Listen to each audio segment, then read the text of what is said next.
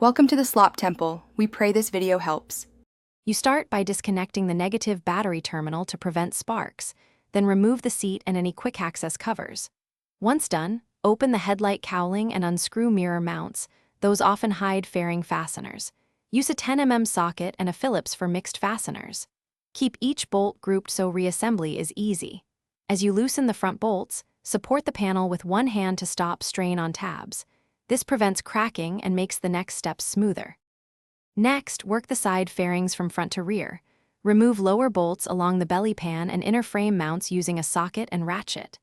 Once bolts are out, use a trim tool to unclip plastic retaining clips. Pry at the clip base to avoid breaking tabs. As you pull the panel slightly away, watch for hidden connectors such as turn signals, depress the tab and separate the plugs.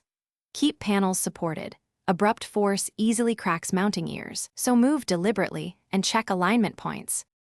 Finish by removing rear panels. Unbolt the taillight and any underseat screws, then ease the tail cover away while watching for wiring. Once the fairings are off, inspect all plastic tabs and replace any that are cracked. Organize bolts by location so reassembly is intuitive.